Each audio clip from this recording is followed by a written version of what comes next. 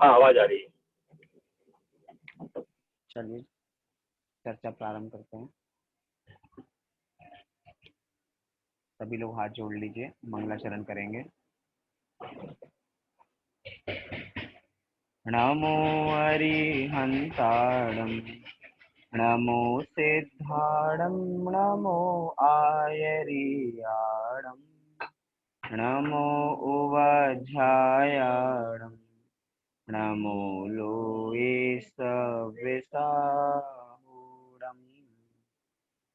मंगलम भगवान वीरो मंगलम गौतमो गणी मंगलम कुंद कुंदाद्यो जैन धर्मोस्तु मंगलम सर्वमंगल मांगल्यम सर्वकल्याणकारकम प्रधानं सर्वधर्माणां जैनं जयतु शासनम् जैनं जयतु शासनम्।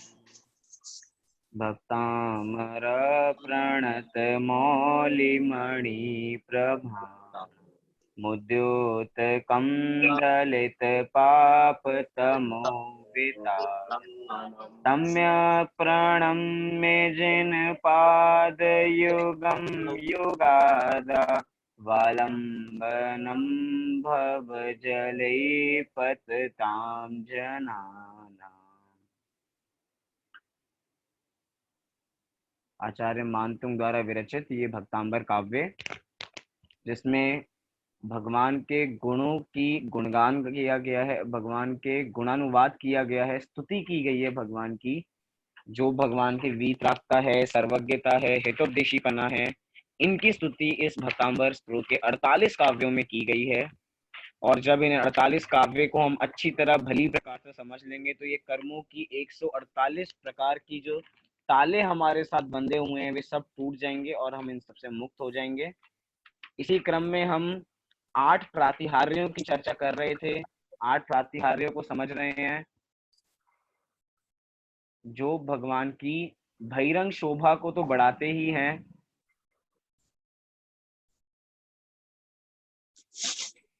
एक एक काव्य पढ़ने पे एक एक ताला टूटेगा, ऐसा कुछ नहीं है। हम सारे कर्मों की 148 ताले तोड़ने के लिए इन 48 काव्यों को पढ़ते हैं कि कर्मों की 148 ताले, कर्मों की 148 बेड़ियां टूटनी चाहिए, क्योंकि कर्म है 8 और 8 के उत्तर प्रकृतियां हैं 148। तो 148 के लिए हम भगवान का गुणानुवाद करते हैं। गुणानुवाद करके उनके जैसा बनने का प्रयास करेंगे तो हमारी भी सारी कर्म बेड़ियां टूटेंगी ही टूटेंगी। उसी क्रम में 8 प्रातिहार्य, आप में से कोई 8 प्रातिहार्यों के नाम दोहरा सकता है? हम किन 8, क्योंकि आज हम 8वें प्रातिहार्य की चर्चा करने जा रहे हैं, तो ये 8वां प्रातिहार्य, उससे पहले मैं देखना चाहूंगा कि 8 प्रातिहार्यों के नाम किन किन को याद हैं। आइए चलते हैं सरोज जी के पास, नानी के पास।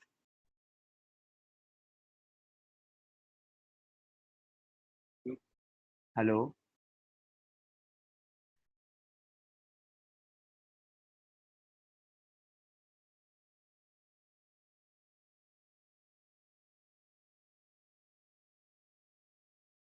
आपको अपने को अनम्यूट करना पड़ेगा।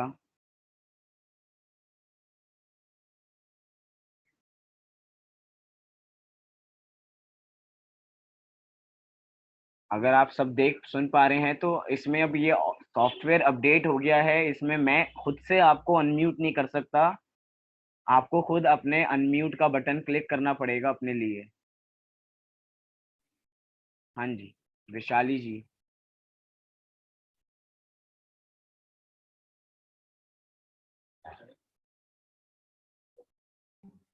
जय जिनेन्द्र पंडित जी। जय जिनेन्द्र। पहला है अशोक वृक्ष, पुष्प वस्तु, चवर, सिंहासन, दिव्य ध्वनि, दुंदुभी, और क्या इतने बच्चे? इतने ही आते हैं? एक बार फिर से दोहरा दीजिए, पूरे रिवाइज हो जाएंगे। अशोक वृक्ष, मैं करूँ? सिंहासन, हाँ दिव्य जी, ध्वनि, चमक, छत्र, पुष्पवृष्टि, छत, चवर, भामंडल। चलिए पीछे से मदद हो चुकी, सारे हमारे दोहरा चुके, पूरे 8 हो गए हमारे प्रातिहार्य। तो ये भगवान की शोभा को बढ़ाने में सहायक होते हैं 8 प्रातिहार्य, जिस प्रकार प्रतिहारी होता है।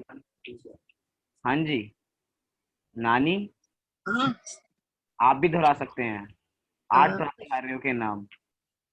अशोक वृक्ष, सिंहासन, छत्र, दुम्बी, पुष्पवृष्टि, चवर, भामंडल। आई आवाज?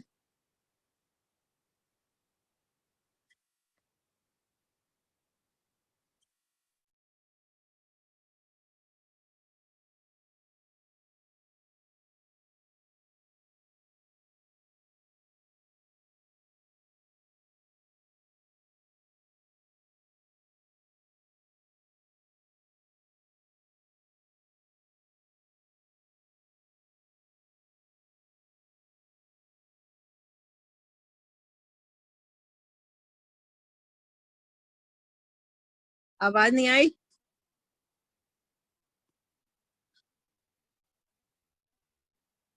हेलो। हाँ, संभव। हाँ जी, हाँ जी, अब आवाज आ रही है? मुझे तो आ रही है, आ रही है। इन ये जो 8 प्रातिहार्य हैं, ये 8 बता रही थी प्रातिहार्यों का ना। क्रम क्या है? आपको अपने को म्यूट भी करना पड़ेगा।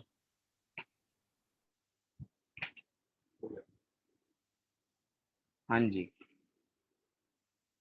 ये जो अपने 8 प्रातिहार्य हैं, इन 8 प्रातिहार्यों में इस दिव्य ध्वनि का 8वां नंबर ही क्यों, ये 8वें नंबर पे क्यों आया?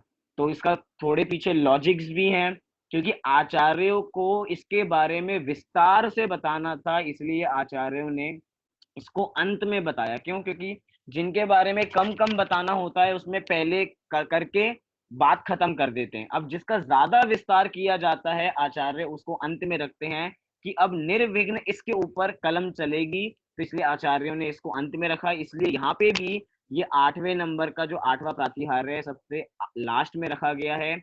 हम इसका एक और कारण देख सकते हैं कि दिव्य ध्वनि, ये जो बाकी के 7 प्रातिहार्य हैं वो तो हमें दिखाई देते हैं। क्या कहा?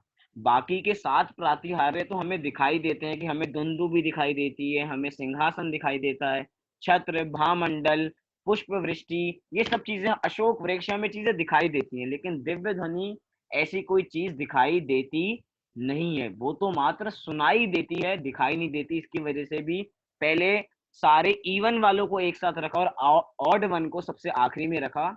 जो हमारी दिव्य ध्वनि है, जो हमारा अंतिम प्रातिहार्य है, दिव्य ध्वनि बहुत विशेष प्रातिहार्य है दिव्य ध्वनि।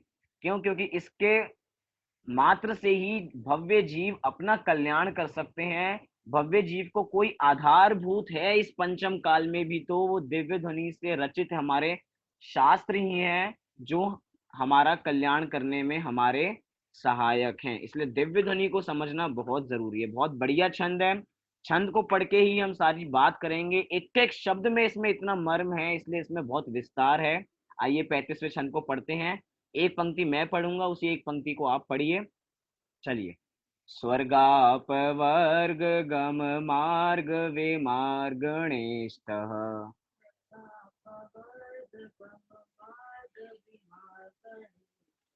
सद्धर्म तत्व कथनैक पटुस्त्रिलोक्या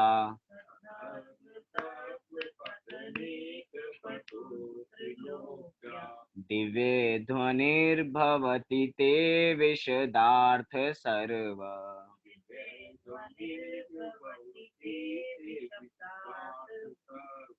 भाषा स्वभाव परिणाम गुणैर्प्रयोज्यः।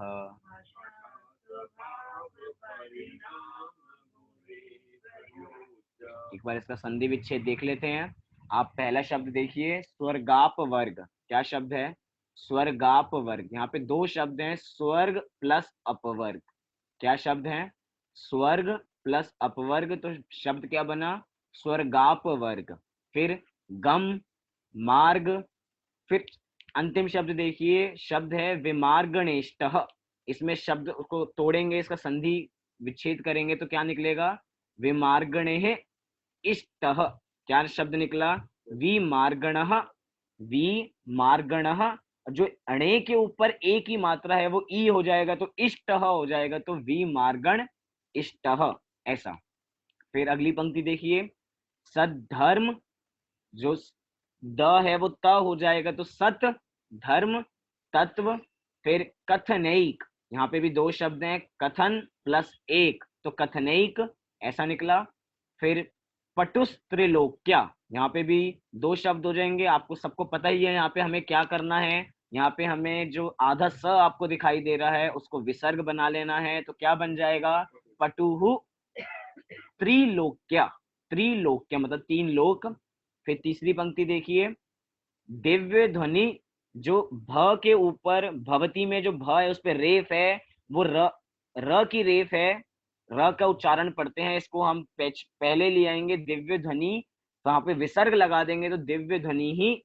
फिर भवती ते विशदार्थ, यहाँ पे भी दो शब्द हैं, विशद प्लस अर्थ तो विशदार्थ। फिर सर्व, चौथी पंक्ति, भाषा स्वभाव परिणाम, फिर से अब एक बार संधि है, गुणे ही मतलब विसर्ग, जो विसर्ग है, जो र का रेफ है वो विसर्ग हो जाता है, गुणे ही प्रयोज्य। तो इस प्रकार ये पूरा छंद है, एक बार इस छंद को हम पढ़ते हैं फिर इसका अर्थ समझेंगे। चलिए, स्वर्गाप वर्ग गम मार्ग विमार्गणेष्ट, सद्धर्म तत्व कथनैक पटुस्त्रिलोक्या, दिव्य ध्वनिर्भवति ते विशदार्थ सर्व, भाषा स्वभाव परिणाम गुणेर प्रयोज्य। बहुत बढ़िया छंद। आइए इसका अर्थ समझते हैं। पहला शब्द देखिए, दिव्य ध्वनि। तीसरी पंक्ति में आपको शब्द मिलेगा ते दिव्य ध्वनि। ते अर्थात आपकी, आपकी अर्थात जिनेंद्र परमात्मा की, आदिनाथ भगवान की, या 24 तीर्थंकर की, जिन भी तीर्थंकर की हम बात कर रहे हैं, ते दिव्य ध्वनि अर्थात आपकी दिव्य ध्वनि। और वो दिव्य ध्वनि कैसी है, दिव्य है। दिव्य अर्थात अलौकिक है, सामान्य ध्वनि नहीं है। ध्वनि बहुत प्रकार की होती है, लेकिन आपकी जो ध्वनि है वो दिव्य है, क्योंकि उसमें चमत्कार है। और कैसा चमत्कार है, ऐसा चमत्कार कि जो संसारी जीवों को मोक्ष मार्ग का मार्ग दिखाती है, ये ऐसी दिव्य ध्वनि है, इसलिए चमत्कारिक ध्वनि है, इसलिए इसको दिव्य ध्वनि कह रहे हैं। आपकी अलौकिक वाणी, आपकी अलौकिक ध्वनि, तो ते दिव्य ध्वनि ही। फिर क्या, स्वर्गाप वर्ग।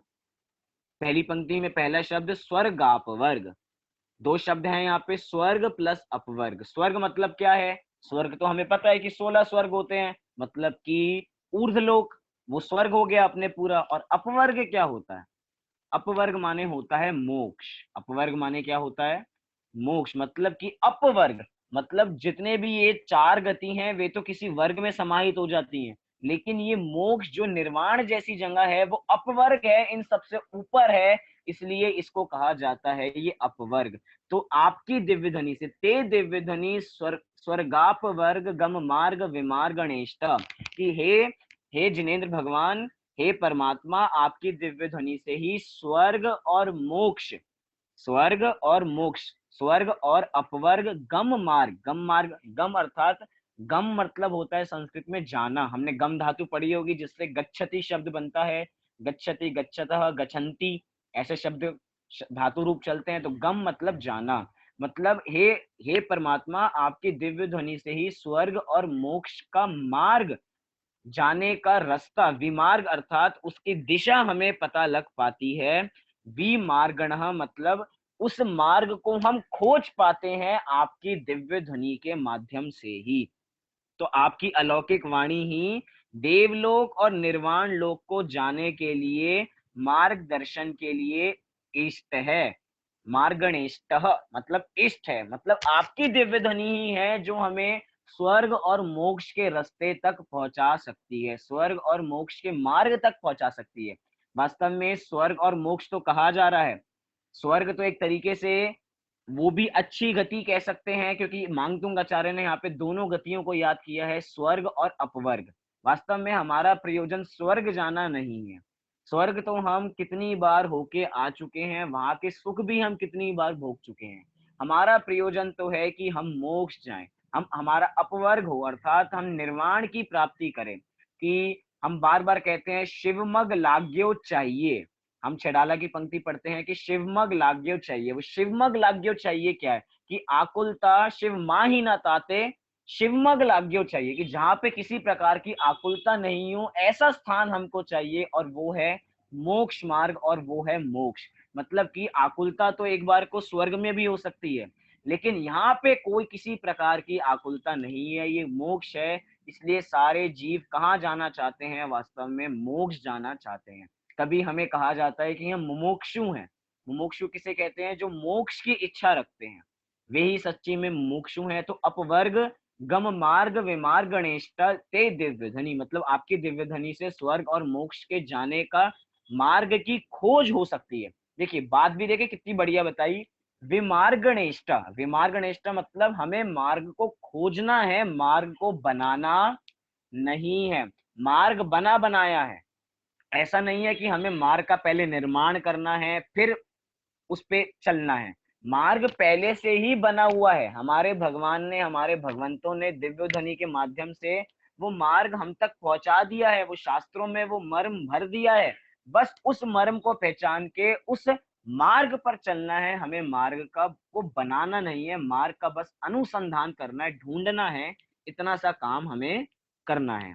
तो आपकी दिव्य ध्वनि ही उसको उस मार्ग में लगाने के लिए हमें सहायक रहेगी। फिर क्या कह रहे हैं? त्रिलोक्य शब्द मिला आपको दूसरी पंक्ति में, अंतिम शब्द त्रिलोक्य, मतलब तीनों लोकों को, त्रिलोक्य अर्थात तीनों लोकों को क्या कर रहे हो? सद्धर्म तत्व कथनैक की पटुहु, क्या कह रहे हैं? तीनों लोकों को सत धर्म, मतलब कि दिव्य ध्वनि के माध्यम से आप बताते क्या हैं? तो दिव्य ध्वनि के माध्यम से आप तीनों लोकों को सत धर्म बताते हैं, सत तत्व बताते हैं, और उसका ही कथन करते हैं। उसके ही एक कथन से आपके सारे जीवों का कल्याण हो जाता है, वो पटु हो जाते हैं।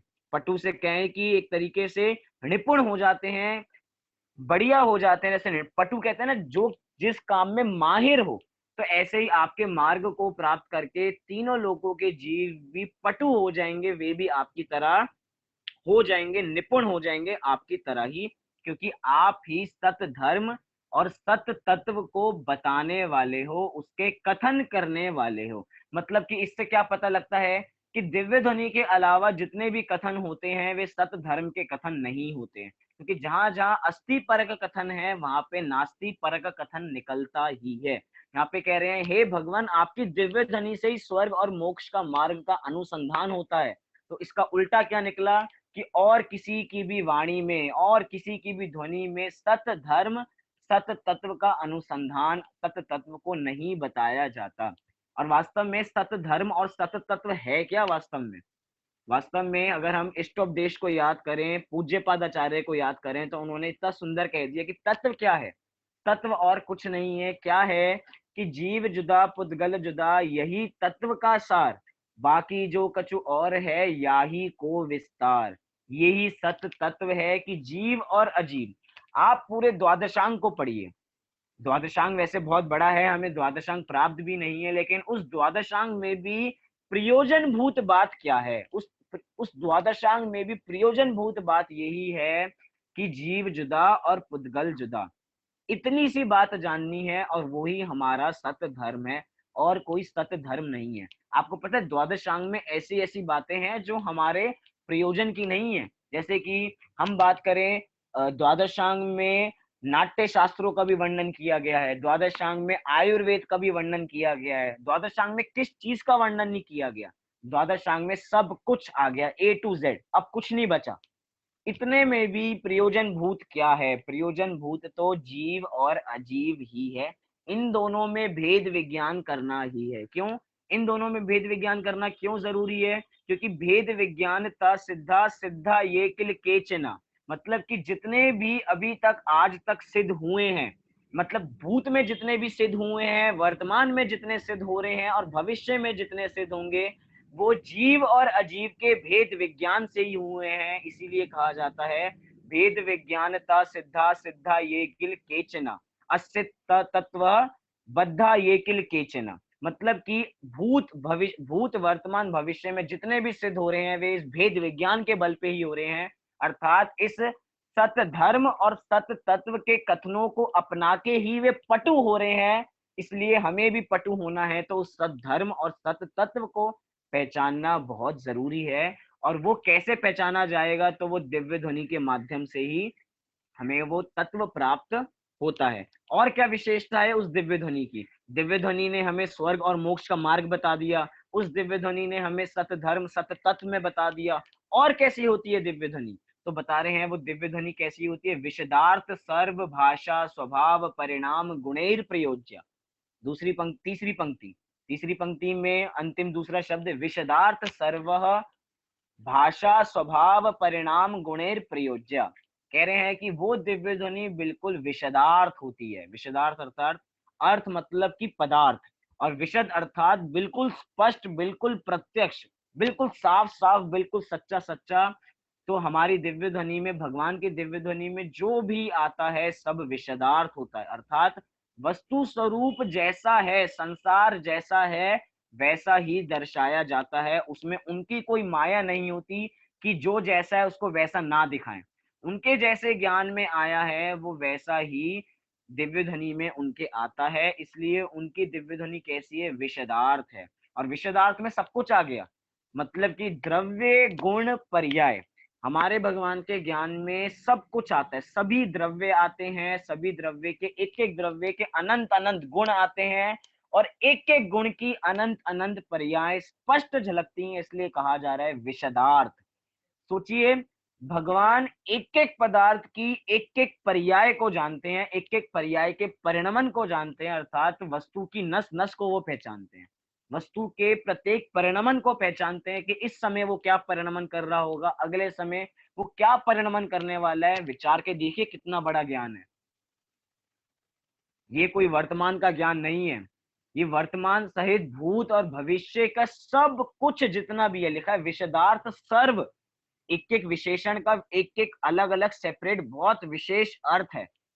विशदार्थ सर्व, सब कुछ जानते हैं। और क्या है इस विशेष दिव्य ध्वनि में? क्या है? भाषा। मतलब कि ये जो दिव्य ध्वनि है वो कैसी भाषा में खिरती है? सर्व भाषाओं में खिरती है। आपने दिव्य ध्वनि के संबंध में बहुत अनेक कथन सुने होंगे कि दिव्य ध्वनि वास्तव में कितनी खास होती है।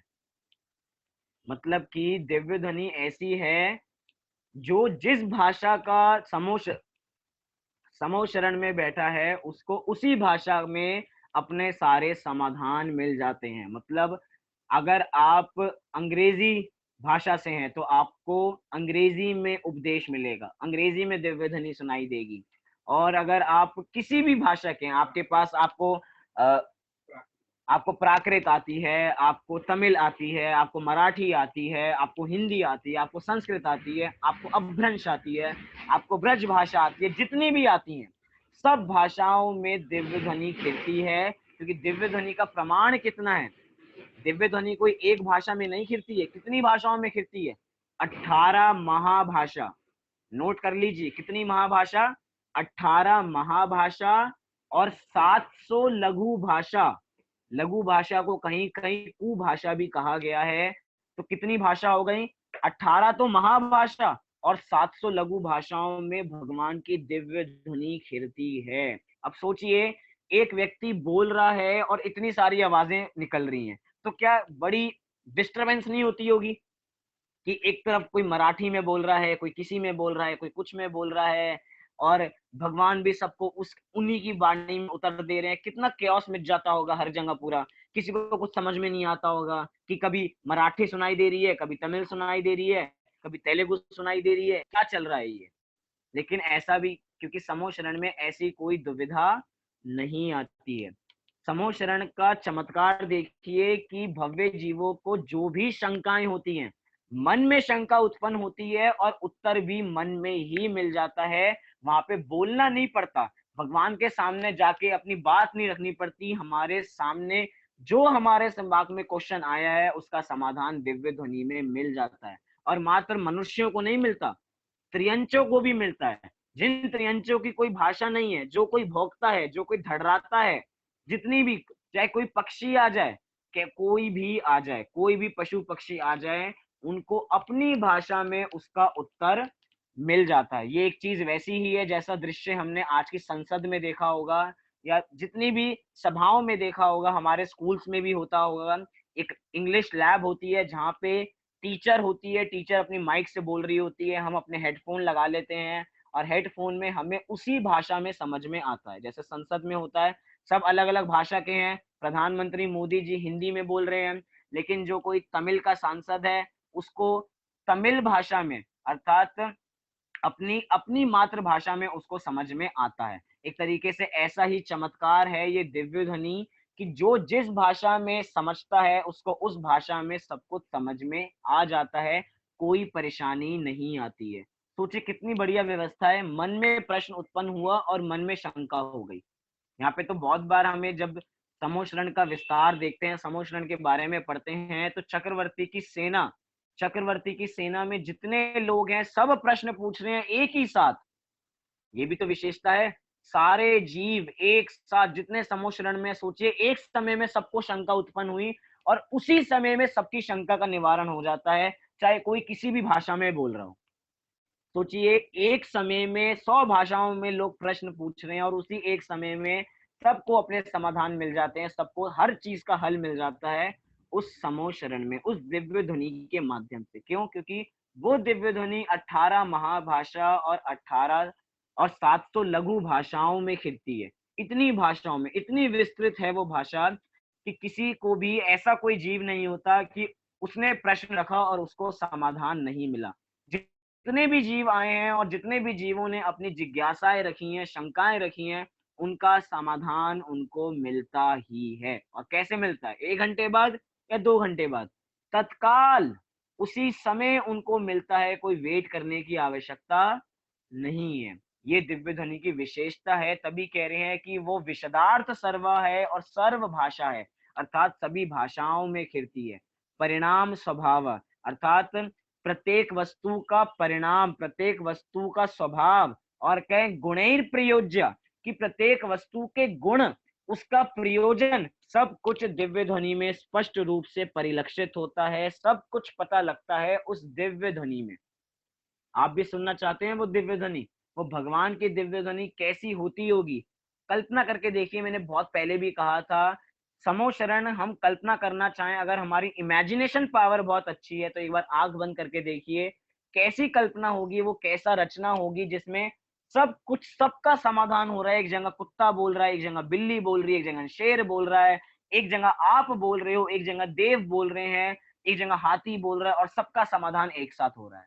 सोचिए, भगवान अपना उपदेश भी दे रहे हैं और साथ साथ सबकी शंकाओं का निवारण भी होता जा रहा है। सोचिए उनका कितना ज्ञान दिव्य होगा जो ऐसा काम हो जाता है। और आपको एक बात पता है दिव्य ध्वनि की विशेषता क्या है? दिव्य ध्वनि भगवान की बिना इच्छा के खिलती है। भगवान को दिव्य ध्वनि खेरने की इच्छा नहीं होती है कि मैं दिव्य ध्वनि दूसरों को सुनाऊं, ऐसी कोई इच्छा नहीं होती है। मतलब कि रत्नगण श्रावकाचार में जब हम समंतभृत आचार्य को पढ़ते हैं तो उसके अंदर अ, श्लोक है इस चीज का कि दिव्य ध्वनि बिना इच्छा के खिलती है। तो दिव्य ध्वनि खिलती है तो कैसे खिलती है? क्योंकि इच्छा होती है तभी तो हम बोलते हैं। जैसे मैं कहूं कि मैं अभी आपके सामने बोल रहा हूं, तो मेरी इच्छा हो रही है आपको बताने की, तो मैं बोल रहा हूं। आपकी इच्छा सुनने की हो रही है तो आप सुन रहे हो। इच्छा नहीं होती तो नहीं सुनते। इच्छा मेरी नहीं होती तो मैं नहीं बोल रहा होता।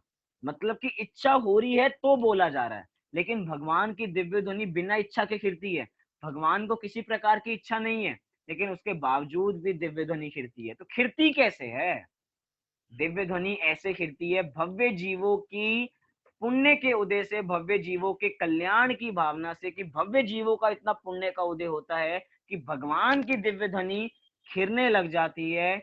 एक तरीके से भव्य जीवों का प्रताप होता है कि उनके भाग्य में दिव्य ध्वनि सुनने को था, तो दिव्य ध्वनि सुनने को मिलती है। लेकिन भगवान को किसी प्रकार की इच्छा नहीं होती, दिव्य ध्वनि सुनाने की। सोचिए वो कितने महान हैं जो सबको समझा रहे हैं लेकिन समझाने का भाव नहीं है। कुछ पॉइंट समझ में आया?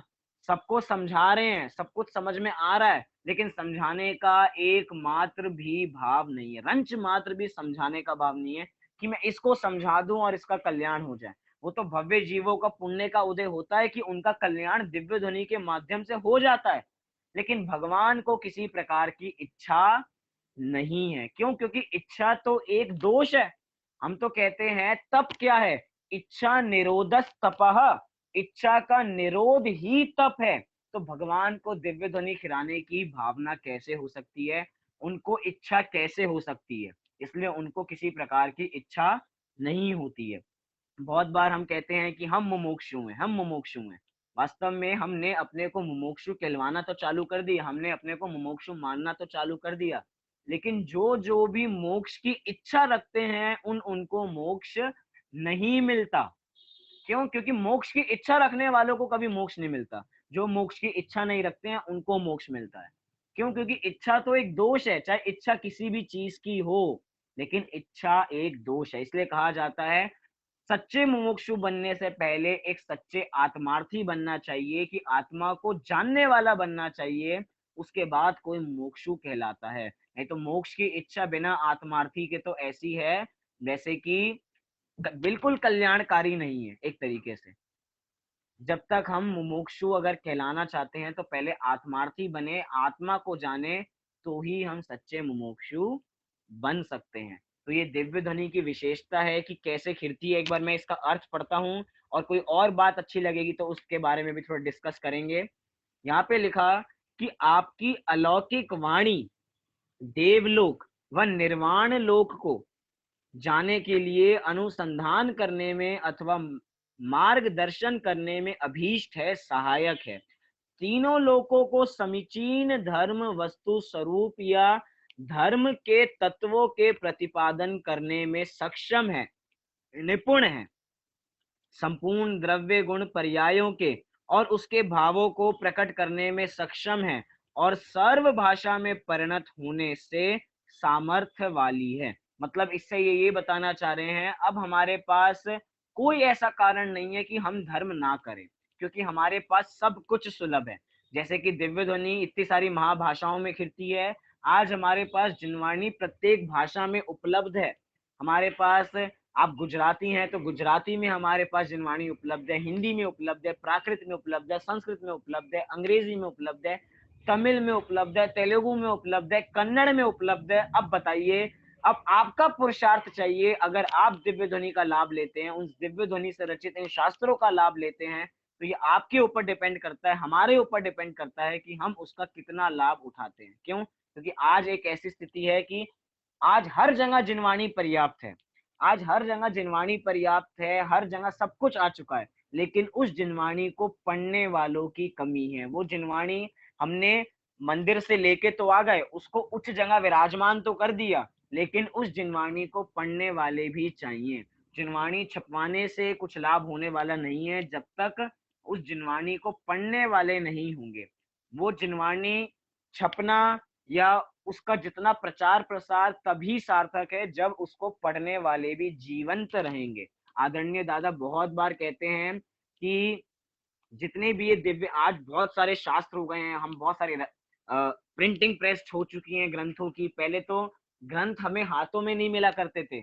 उस परिस्थिति में देखिए, जब हाथों से लिपिकार उसको कॉपी किया करते थे और एक प्रतिलिपि मिल जाती थी पढ़ने के लिए। लेकिन आज ऐसी फैसिलिटी है कि आज तो सब कुछ ग्रंथों में, घरों में सबकी जिनवाणी उपलब्ध है। और बात करूं तो हम सबके फोनों में पीडीएफ के रूप में सबके पास जिनवाणी, पर्याप्त जिनवाणी है, लेकिन उसको पढ़ने वालों की आवश्यकता है। हम कहते हैं कि हम पंचम काल के अंत तक जिनवाणी का प्रचार प्रसार करेंगे। पंचम काल के अंत तक कैसे करेंगे, आपको ये पता है? पंचम काल के अंत तक करना है तो जिनवाणी छपवा छपका के प्रचार नहीं होगा, जिनवाणी को पढ़ के प्रचार होगा। जिनवाणी को पढ़ के उसको बताने वालों से उसका प्रचार होगा। क्यों? क्योंकि उसको पढ़ने वाले नहीं होंगे तो जिनवाणी तो कितनी है, अभी तो ऐसे कितनी जिनवाणी है जो पढ़ी ही नहीं गई हैं, लेकिन प्रचार होता है तो उसको पढ़ने वालों से होता है। जब तक हमारे कंठ में वो चीज नहीं बच जाती, जब तक हमारे हृदय में वो बात नहीं बच जाती, तब तक उसका प्रचार प्रसार नहीं हो सकता। अब आप देखिए दिव्य ध्वनि कैसी चीज है कि दिव्य ध्वनि से इतना प्रचार प्रसार हो रहा है कि सारे भव्य जीवों का कल्याण उस दिव्य ध्वनि के माध्यम से हो जाता है। वो दिव्य ध्वनि का ही तो प्रचार प्रसार है कि इतनी जगह सब भाषाओं में सब जीवों को कल्याण की भावना हो जाती है। आप सोचिए दिव्य ध्वनि एक ऐसी, मतलब समूह शरण एक ऐसी जगह है जहाँ पे दिव्य ध्वनि फिरती है, ऐसी जगह जहाँ पे शेर और गाय भी अपने बैर भूल के एक साथ दिव्य ध्वनि सुनने आते हैं। तो हम क्या उन गाय भैंस या शेर से भी गए गुजरे हैं जो हम एक लड़ाई के कारण या कुछ बैर या कुछ क्रोध के कारण हम जिनवाणी नहीं पढ़ते हैं? हम उनसे तो कितने बढ़िया हैं। वो अपना बैर भूल के भगवान के समूह शरण में दिव्य ध्वनि सुनने चले जाते हैं और हमारा छोटा सा अहम हमें दिव्य ध्वनि सुनने से पीछे ले जाता है, हमें जिनवाणी की अध्ययन करने से पीछे ले जाता है। हमें मंदिर में स्वाध्याय चल रहा होता है तो छोटा सा अहम अपने पीछे ले जाता है कि हम इनकी बात नहीं सुनेंगे। क्यों? क्योंकि ये तो ऐसी बात करते हैं, ये खुद बहुत पाप कार्य करते हैं। लेकिन यहाँ पे कहा जा रहा है वो दिव्य ध्वनि है भैया। दिव्य ध्वनि में भगवान ने ऐसा कोई भेद नहीं किया, भगवान के दिव्य ध्वनि में कोई ऐसा भेद नहीं है कि मैं मात्र पशु को सुनाऊंगा या मैं मात्र मनुष्य को सुनाऊंगा या मैं मात्र आचार्यों को सुनाऊंगा। दिव्य ध्वनि कैसी है? सब जीवों के लिए बराबर है। अब आपके ऊपर निर्भर करता है कि आप उस दिव्य ध्वनि को कितना लूटते हो, अर्थात उस दिव्य ध्वनि का कितना लाभ उठाते हो, हमारे ऊपर निर्भर करता है। भगवान ने ऐसा कोई भेद नहीं किया है, इसलिए जिनवाणी सबके लिए पूरी पूरी उपलब्ध है। हम जितना कल्याण, जितनी उसमें से मर्म निकालना चाहें, उतना हम मर्म इस जिनवाणी में से निकाल सकते हैं। चलिए थोड़े और तथ्यों की आपको बात बताता हूं। यहाँ पे हम शब्द देख रहे हैं दिव्य ध्वनि। क्या शब्द है? दिव्य ध्वनि। इसे दिव्य ध्वनि ही क्यों कहा जाता है? इसे दिव्य वाणी क्यों नहीं कहा जाता? बहुत बढ़िया प्रश्न है। आप थोड़ा सोचिए कि हम इस दिव्य ध्वनि को दिव्य ध्वनि कहते हैं, इसको दिव्य वाणी क्यों नहीं कहते? इसको दिव्य वाणी नहीं कह सकते क्या? इसके दिव्य ध्वनि क्यों कहते हैं? कोई बता सकता है?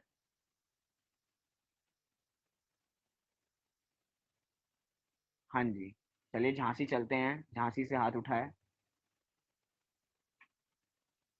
आप अपने को भी अनम्यूट कर लीजिए। वाणी में बोलने का विकल्प रहता है। वाणी में बोलने का विकल्प रहता है। हाँ। अच्छा, और ध्वनि में? ध्वनि अपने आप स्वतः निकलती है। अच्छा, ध्वनि अपने आप स्वतः निकलती है और वाणी में बोलने में कुछ विकल्प रहता है, विकल्प। बोलने में विकल्प रहता है। तो ध्वनि तो हम भी अपने मुंह से निकालते हैं अलग अलग प्रकार की। आपका उत्तर तो बहुत कुछ ठीक है, लेकिन मैं थोड़ा और जानना चाहता हूँ। ध्वनि तो हम अपने मुंह से भी निकालते हैं, जैसे कि हम कहते हैं कि दिव्य ध्वनि ओमकारमयी खिरती है, तो हम भी अपने मुंह से ओम बोल सकते हैं। तो ये भी हमारे विकल्पों से खिल रही है, हम भी विकल्पों से मतलब बोल होता है रहे हैं। किसी जीव को समझाने के भाव नहीं होते, इसकी वजह से हाँ जी, किसी भी जीव को समझाने के भाव नहीं होते। हमारी मतलब हमारी वो होती है ना, क्या नाम, मतलब मेरे को कुछ सोचने, अरे नहीं सोच नहीं, लीजिए। अरे अपन क्या सोचते हैं, मतलब अपने विकल्प विकल्प रहता है ना कि मेरे को कुछ पूछना है या समझना है, हाँ जी, इस हिसाब से हमारे विकल्प के रहते कि हमें सोच कुछ पूछना है। हाँ जी। चलिए, आपने तीर्थंकर बहुत बढ़िया परमात्मा उत्तर को दिया। थोड़ी है। बढ़िया उत्तर दिया आपने। अभी इस पे थोड़ा और विचार करते हैं। दूसरा हाथ भी उठ रहा है, देखते हैं किसका है। मोक्ष का। चलिए मोक्ष के पास भी चलते हैं एक बार। जय जैन पंडित जी, इसमें ये कह रहा था कि इसमें जो दिव्य ध्वनि होती है वो अनक्षरी होती है। दिव्य ध्वनि अनक्षरी होती है। हाँ। अच्छा, इसकी वजह से वो ध्वनि है। मतलब वाणी में तो वाणी जो होती है उसमें अक्षर। अच्छा, मतलब आप कह रहे हैं वाणी में अक्षर होते हैं और दिव्य ध्वनि में अक्षर नहीं नहीं। होते हैं, क्योंकि वो ध्वनि रूप होती है। हाँ हाँ। चलिए, इसके आपने बहुत बढ़िया उत्तर देने के प्रयास किया। आप सबके उत्तर बिल्कुल ठीक हैं, आपने बिल्कुल सही बताया। क्योंकि जो वाणी होती है वो वाणी तो शब्दों की होती है, उस वाणी में तो विकल्प होता है। लेकिन ध्वनि में किसी प्रकार का कोई विकल्प नहीं होता है। यहाँ पे बहुत बढ़िया प्रश्न है, मैं उस प्रश्न को पढ़ता हूँ कि भगवान की दिव्य ध्वनि को दिव्य ध्वनि ही क्यों कहते हैं, दिव्य वाणी क्यों नहीं कहते हैं? तो इसका उत्तर दिया नहीं, क्योंकि केवली के वचन इसी भाषा रूप ही हैं, ऐसा निर्देश कहीं भी प्राप्त नहीं होता है, इसलिए उनके वचन ध्वनि रूप हैं, ऐसी ही बात सिद्ध होती है। इसीलिए तीर्थंकर देव की वाणी को ध्वनि कहा जाता है, परंतु उस ध्वनि को दिव्य क्यों कहा जाता है? तो दिव्य इसलिए कहा जाता है क्योंकि वो हितोपदेशी होती है। मतलब यहाँ पे ये सिंपल सा ये बताया गया कि वो दिव्य वाणी नहीं है, वो दिव्य ध्वनि है, क्योंकि ध्वनि रूप में होती है। भगवान की वाणी अनक्षरी होती है, अक्षर उसमें नहीं होते, अनक्षरी होती है। इसमें बहुत सारी बातें हैं कि अक्षरी होती है, अनक्षरी होती है। इसमें जब हम अपने अभी स्मारक में थे तो एक बहुत बढ़िया शोध पत्र प्रतियोगिता हुई थी, उसमें हमें शोध खोज करनी थी दिव्य ध्वनि के संबंध में, कि दिव्य ध्वनि अक्षरी होती है या अनक्षरी होती है, दिव्य ध्वनि मुख से खिलती है या सर्वांग से खिलती है, दिव्य ध्वनि खिलने में गणधर की आवश्यकता होती है या नहीं होती है। ऐसी बहुत सारी चर्चा हमने आगम के आलोक में की, आगम के खोज बीन करके दी, आगम के पन्नों को पलटा, उसमें बहुत कुछ हमने पाया कि नक्षरी होती है, अक्षरी होती है, मुख से खिलती है या सर्वांग से खिलती है। इतनी बात तो हमें पता लगी कि दिव्य ध्वनि ध्वनि है, ये कोई वाणी नहीं है। फिर अगला प्रश्न कि दिव्य ध्वनि जो है वो सर्वांग से खिलती है या मुख से खिलती है? दिव्य ध्वनि सर्वांग से खिलती है तो मुख से खिलती है? इसका उत्तर मैं ही बताता हूँ, क्योंकि हमें आगे भी बढ़ना है। दिव्य ध्वनि वास्तव में खिलती मुख से या सर्वांग से, ऐसा हम कुछ कह नहीं सकते कि मुख से ही खिलती है या सर्वांग से ही खिलती है। हो सकता हो हमने ऐसे बहुत भजन सुन रखे हों जिन भजनों में प्राचीन कवियों ने यही कहा है कि दिव्य ध्वनि मुख से खिलती है। जैसे हमने सुना है, मुख ओमकार ध्वनि सुनी अर्थ गणधर विचारे, या ओमकार मई वाणी तेरी। ऐसे हमने बहुत भजन सुने हैं जिसमें ऐसा बताया जाता है कि दिव्य ध्वनि मुख से खिरी जाती है, मुख से खिरती है। लेकिन ऐसे भी बहुत प्रमाण मिले हैं कि भगवान की वाणी सर्वांग से खिरती है, अर्थात कोई मुख की आवश्यकता नहीं है। क्योंकि जहां जहां लिखा कि सर्वांग से खिरती है, वहां पे ये चीजें भी लिखी कि भगवान की दिव्य ध्वनि मुख से इसलिए नहीं खिरती, क्यों? क्योंकि तालु, ओठ, कंठ ये कुछ भी हिलते नहीं है। क्यों? क्योंकि जब भी हम कुछ बोलते हैं, जैसे मैं आपके सामने कुछ बोल रहा हूँ, तो मेरे होठ हिल रहे हैं, मेरे दंत हिल रहे हैं, मेरे कंठ हिल रहा है, मेरे होस्ट हिल रहे हैं, सब कुछ हिल रहा है। लेकिन जब भगवान की दिव्य ध्वनि खिलते हैं तो ऐसा कुछ भी चीजें नहीं हिलती हैं। इसलिए ऐसा भी प्रमाण मिलता है कि दिव्य ध्वनि सर्वांग से खिलती है। कहीं कहीं तो ऐसे प्रमाण भी मिले, एक पंडित मेधावी जी हुए हैं, पंडित मेधावी जी का एक प्रमाण मिलता है कि उन्होंने ऐसा भी लिखा कि दिव्य ध्वनि खिलती तो सर्वांग से है, और सर्वांग से खिल के उसके निकलने का स्थान मुख का है। मतलब उत्पन्न तो पूरी सर्वांग से हुई और निकली कहाँ से? निकली मुख से निकली। इसलिए हम ऐसा कोई आग्रह नहीं है हमारा कि दिव्य ध्वनि सर्वांग से ही खिलती है या मुख से ही खिलती है। लेकिन जितने भी प्राचीन कवि हैं, अधिकतर देखा यही जाता है कि सब मुख से ही बोलते हैं। इसलिए उन्होंने मुख को आधार बना के जितने भी प्राचीन कवि हैं, जितने भी प्राचीन भजन हैं, सब में ऐसा ही है कि मुख से खिली, क्योंकि मुख ही एक आधार होता है बोलने का, इसलिए ऐसा आधार उन्होंने बनाया। लेकिन ऐसा कोई पक्का प्रमाण नहीं है कि हम कहें कि वो सर्वांग से ही खिलती है या मुख से ही खिलती है। इसलिए हम दोनों ही स्वीकार कर लेते हैं, क्योंकि आचार्यों ने जैसी बात बताई है, हम आचार्यों से बड़े नहीं हैं, हमें आचार्यों की बातों को स्वीकार करना चाहिए। इसलिए हम दोनों बातों को पूरा पूरा स्वीकार करते हैं। जब और हमें तर्क मिल जाएंगे और प्रमाण मिल जाएंगे तो और हम चर्चा उस बारे में कर सकते हैं। अभी तो दिव्य ध्वनि सर्वांग मुख हम दोनों से ही माने कि दोनों से ही खिलती है। चलिए एक बार इस हम छंद को पढ़ लेते हैं। स्वर्गापवर्ग गम मार्ग विमार्ग गणेश सद्धर्म तत्व कथने कपटुस्त्रिलोक्या दिव्य ध्वनिर्भवति ते विशदार्थ सर्व भाषा स्वभाव परिणाम गुणेर प्रयोज्य। और आपको थोड़ा दिव्य ध्वनि के बारे में जानना हो तो एक दो पॉइंट मेरे दिमाग में और आ रहे हैं, जो क्योंकि अगला छंद तो हम कल ही देख पाएंगे। इस छंद पे हमारी बहुत विस्तार से चर्चा हुई क्योंकि अंतिम प्रातिहार्य था। इस दिव्य ध्वनि के बारे में एक ऐसी चीज भी है कि ये दिव्य ध्वनि जो होती है ये 18 महाभाषा और 700 लघु भाषाओं में तो खिलती ही है, लेकिन इसको झेलने की क्षमता सब में नहीं होती है। क्या कहा? इस दिव्य ध्वनि को झेलने की क्षमता सब में नहीं होती है। इसके लिए बहुत ताकत चाहिए, और वो ताकत किसमें होती है? वो ताकत मात्र गणधरों में ही होती है। गणधरों में ही ताकत होती है कि वे उनकी वाणी को समझ सकें, उनकी वाणी को ग्रहण कर सकें, क्योंकि उनकी वाणी को ग्रहण करने के लिए भी एक विशेष प्रकार की बुद्धि चाहिए होती है, जिसका नाम होता है बीज बुद्धि। इसको क्या कहा जाता है? बीज बुद्धि। जिसके जैसे हम पढ़ते हैं स्वस्ति परमर्षि मंगल पाठ, हम रोज पूजनों में पढ़ते हैं, वहां पे हम स्वस्ति परमर्षि मंगल पाठ पढ़ते हैं कि वहां पे बीज पद बुद्धि रिद्धि ऐसी आती है। तो बीज पद बुद्धि रिद्धि मात्र गंधर्वों को होती है, और जिनके पास ये बुद्धि रिद्धि होती है, बीज पद बुद्धि रिद्धि, वे ही उस दिव्य ध्वनि को ग्रहण करने में सक्षम होते हैं, क्योंकि वो जो वाणी होती है वो बीज पद होती है। बीज पद कैसे होते हैं? थोड़ा बीज के बारे में भी समझाऊं, बीज बुद्धि कैसी होती है। जैसे कि उदाहरण के रूप में शास्त्रों में जो उदाहरण दिया, जैसे कि एक बीज होता है, उसको हम बीज से ही एक पूरा वृक्ष उगता है। और वृक्ष कैसा उगता है? एक वट वृक्ष जैसा इतना बड़ा वृक्ष उग जाता है। किसके माध्यम से? एक छोटे से बीज के माध्यम से।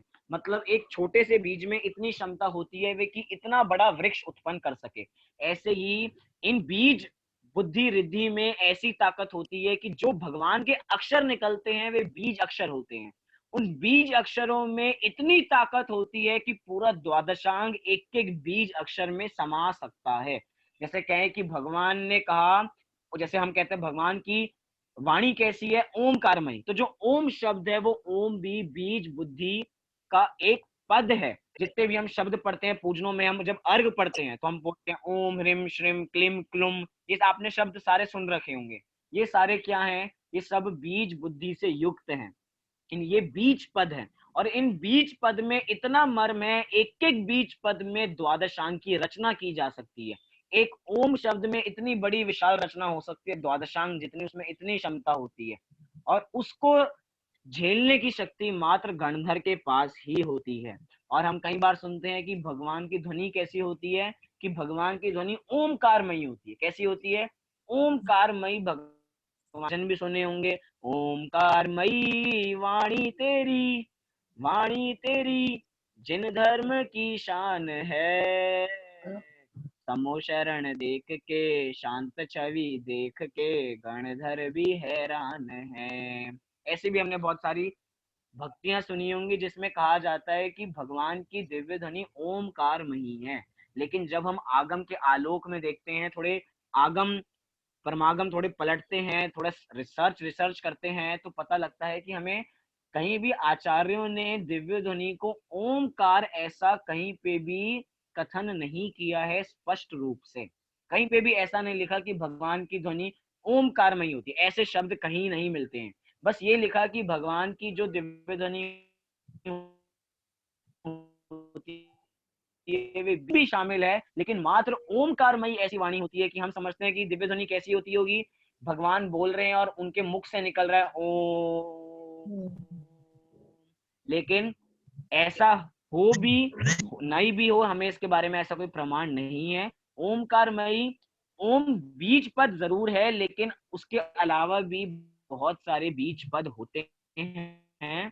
बस आचार्यों ने कहीं पे भी, प्राचीन आचार्यों ने कहीं पे भी ऐसा उल्लेख नहीं किया कि उनकी वाणी ओमकारमयी होती है। तो इन सब तथ्यों के बारे में भी हमको पता होना चाहिए जब हम दिव्य ध्वनि के बारे में समझते हैं। किस चीज में? बहुत सरल सा प्रश्न, बहुत सरल सी बात है। जैसे हम शाम को वीर्य गुण की बात कर रहे हैं, तो हर चीज में वीर्य तो काम करता ही है। यहाँ पे कोई प्रश्न ही नहीं बनता। हमारे जिंदगी के कोई भी कार्य है वो वीर्य के साथ ही होता है, क्योंकि गुण है वो हमारा, और गुण तो कार्य करते ही हैं, इसलिए वीर्य गुण भी उसमें काम करेगा ही करेगा। वो कोई अलग सा कोई अछूता गुण थोड़ी है जो किसी में काम करे और किसी में काम ना करे, वो सब में ही काम करेगा, इसलिए ऐसी कोई बात नहीं है। अब आपको कोई प्रश्न हो तो इसके संबंध में आप पूछ सकते हैं, नहीं तो अब मैं प्रश्न पूछने के लिए आप सबसे तैयार हूँ। हाँ जी, आप पूछिए। वीर और बीज गुण में कुछ अंतर है क्या? किसमें? वीर और अभी आपने कहा ना वीर और हाँ। बीज गुण में कुछ अंतर है। वीर माने बीज शक्ति। गुण, बीज कोई गुण नहीं है, बीज तो बीज बुद्धि रिद्धि होती है एक। ये बीज जैसे रिद्धियां 64 है और रिद्धियां, वीर शक्ति है। वीर्य तो गुण है हमारा एक, अच्छा। जिसका और वो जिसकी पर्याय पुरुषार्थ है।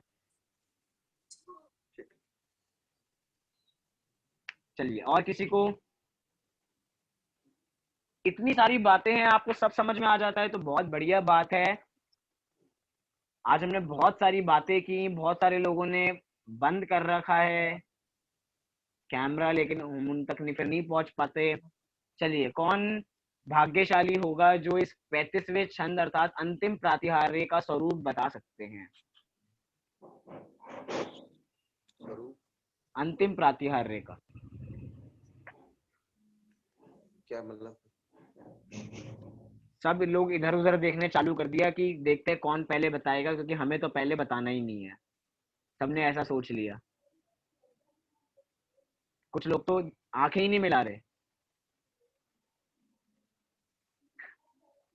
चलिए, चलो अब थोड़ा देखा। चलिए, कौन बताएंगे? आप खुद से बताएंगे तो बहुत अच्छा लगेगा, क्योंकि बताना तो है ही आपको। ऐसा तो होगा नहीं कि हम क्लास पहले खत्म कर दें पूछने से पहले, कुछ ना कुछ तो पूछ के रहेंगे। चलिए, हम चलते हैं यादव अंकल के पास।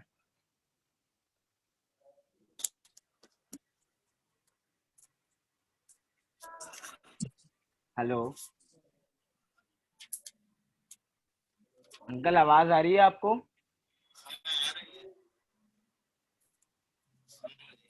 हाँ जी।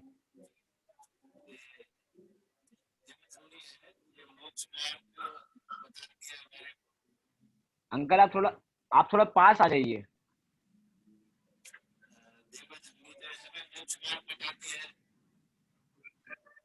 हाँ जी।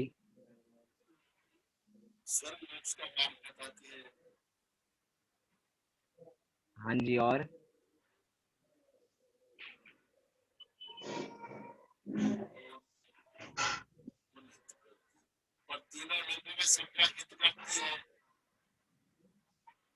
तीनों लोकों में सबका हित का मार्ग बताती है, और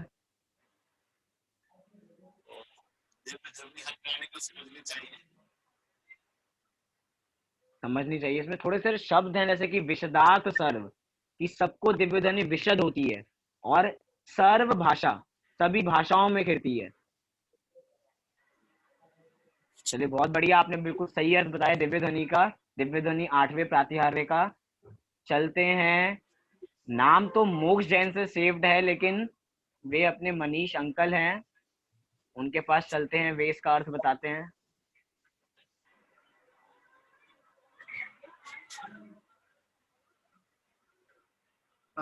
विशार्द विशार्द का अर्थ होगा ये कि द्रव्य गुण, संपूर्ण द्रव्यों से युक्त, संपूर्ण द्रव्य और उनके गुणों को प्रकट करने के भाव सही है। करने में सक्षम है। हाँ जी, और ये मतलब बहुत सारी भाषाओं में जो है, जो आपने बताया था 18 महाभाषा और 700 लघु भाषाओं में दिव्य खिलती है। ध्वनि फिरती है ये। और क्या विशेषता है इस दिव्य ध्वनि की? अभी अभी जो और थोड़ी ये बात की, मोक्ष मार्ग को मतलब बताती है। मोक्ष मार्ग को बताती है। और ये दिव्य वाणी क्यों नहीं है, ये दिव्य ध्वनि ही क्यों है? क्योंकि ये इसमें कोई अक्षर नहीं होता है, ये ओमकारमय होती है, और इसलिए इसको वाणी नहीं कहा जाता है। और ये बिना किसी भगवान के बिना मतलब इच्छा के खिलती है। इच्छा के ही बिना निकलती है। चलिए, बहुत बढ़िया। समन्वयाचार्य ने भी ऐसा ही कहा है कि अनात्मार्थम बिना रागे, कि अनात्मार्थम बिना रागे, कि बिना राग के दिव्य ध्वनि खिलती है। किसी का ऐसा नहीं है कि हम भव्य जीव हैं, हम भव्य जीवों के उपकार के लिए इतना पुण्य का उदय भव्य जीवों का होता है कि भगवान की दिव्य ध्वनि खिल जाती है। उनको किसी प्रकार की इच्छा नहीं है कि वे दूसरे को सुनाएं, लेकिन आज क्या है, हम सब एक दूसरे को सुनाना चाहते हैं, सुनना नहीं चाहते हैं। लेकिन भगवान के कोई, यहाँ पे भगवान को किसी प्रकार का ऐसा कोई भाव नहीं होता है। चलिए, हमने इस छंद को देखा।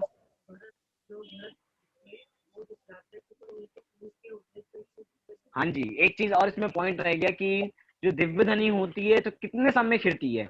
एक दिन में 7 घंटे 12 मिनट ये दिव्य ध्वनि खिलती है, अर्थात दिन में 3 बार खिलती है। मतलब जब जब सामायिक का काल होता है, सामायिक के काल में जब जब सामायिक का काल होता है तो उस समय में दिव्य ध्वनि खिलती है।